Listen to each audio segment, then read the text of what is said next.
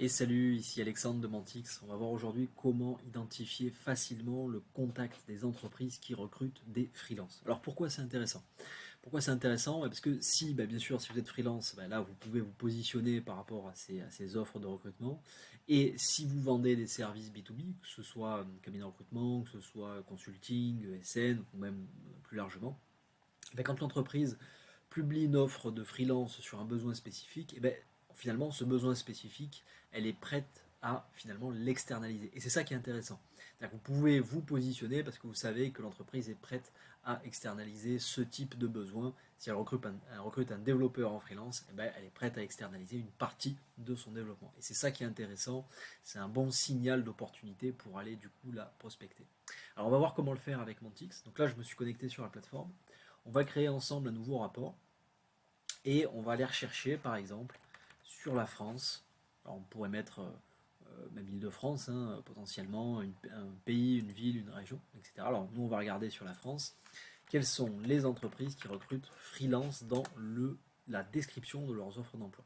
Alors pourquoi j'ai mis ça en description? Parce qu'on va voir que finalement c'est pas toujours indiqué dans le titre le fait que l'entreprise recrute en freelance. Par exemple celle-ci c'est un bon exemple, Graduate Visual UI Designer, on voit que freelance n'est pas noté dans le titre. Et en fait il y a plein d'exemples comme ça où freelance n'est pas forcément précisé dans le titre. Et ça peut être vachement intéressant du coup d'aller regarder dans la description. Donc ça c'est une première étape. On peut ensuite venir spécialiser vraiment ce sujet-là si on est par exemple développeur freelance. Et bien là de ce fait on va venir spécialiser dans le titre de l'offre d'emploi en disant voilà, moi je vais identifier les entreprises qui recrutent des développeurs en freelance. Alors on va l'écrire sur différentes terminologies, un peu comme ça. Développeur donc en anglais, en français, on peut même rajouter front-end, back-end, full stack, voilà. Ça c'est un exemple, bien sûr, pour préciser ça. Voilà, donc là on va voir en effet les entreprises qui recrutent des développeurs. Donc là c'est un bon exemple, il ne précise pas freelance dans le titre, mais on voit dans la description que le type de contrat, on peut le faire en freelance. Une fois qu'on a fait ça, on peut aller chercher soit des offres des 30 derniers jours par défaut, ou bien plus récentes, pour réagir au plus tôt dès que l'offre se paraît. Donc par exemple sur les 7 derniers jours, ça peut être aussi intéressant.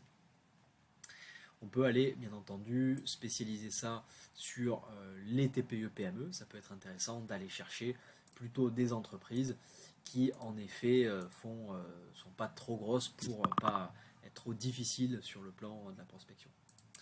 Alors une fois qu'on a fait ça, tout simplement, on va pouvoir sélectionner plusieurs profils de personnes dont on veut le contact dans ces entreprises. Alors pourquoi pas le dirigeant, pourquoi pas, alors là on était côté technique, donc pourquoi pas DSI, CTO, et côté RH, éventuellement même la personne qui aurait publié l'offre d'emploi. De ce fait, donc là ce qu'on a fait, c'est qu'on a sélectionné finalement des personnes qui sont des regroupements de titres de poste. Quand je mets ici CEO, on va aller chercher tout ce qui est PDG, directeur général, CEO, Chief Executive Officer, etc. Chacun y va un peu de son petit nom, on regroupe ça dans les catégories pour aller chercher la bonne personne. Alors il y en a une qui est un petit peu particulière ici, Recruitment Publish By, ça c'est la personne qui a publié l'offre d'emploi. Ça peut être intéressant justement d'aller la chercher, parce que c'est souvent elle qui est en charge du recrutement, donc notamment sur du freelance, sur des TPE-PME, ça peut être très pertinent, car du coup ça peut être en effet relatif à une partie métier plutôt que RH. Donc là on est dans un cycle de vente qui peut aller même encore plus vite. Ok, une fois qu'on a fait ça, soit on les veut tous pour chaque entreprise, donc 3 profils par entreprise, soit on veut le meilleur, donc on va chercher d'abord la personne qui a publié l'offre, puis le dirigeant, puis le CTO. Donc bien sûr on n'aura qu'un profil par offre. On peut bien sûr, si on veut, enrichir ça avec de la donnée de numéro de téléphone pour aller chercher le 06 de ces personnes si besoin. Donc là on est dans une intégration Casper, il vous suffit de rentrer votre clé API et ça va permettre du coup d'avoir directement, automatiquement, les 06 des personnes qu'on aura identifiées. Et voilà, donc là on a paramétré ce qu'il fallait. On va mettre du coup un nom à notre rapport, test freelance, si on le veut tous les jours, toutes les semaines, tous les mois, en one shot, un nombre de leads qui nous intéresse, une adresse email, et c'est parti, on peut lancer le rapport. Donc ça y est, le rapport est lancé, on vient de le lancer, il va se télécharger, on va le recevoir par mail dès que c'est prêt. Alors, je vous montre un rapport une fois qu'il a tourné, à quoi ça ressemble. Hop. Donc ça va être un fichier Excel assez assez simple d'usage.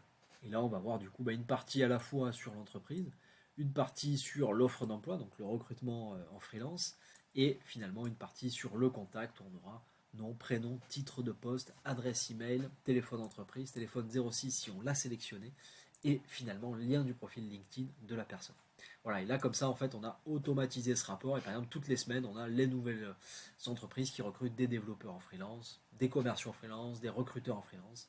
Voilà, vraiment on peut venir cibler ça par catégorie métier et en seulement quelques clics, voilà, là on est venu l'automatiser, pas besoin d'aller sur les offres d'emploi et de le regarder à la main. Là on peut le faire de manière automatique en seulement quelques clics. Voilà, j'espère que c'était clair et puis n'hésitez pas si vous avez des questions.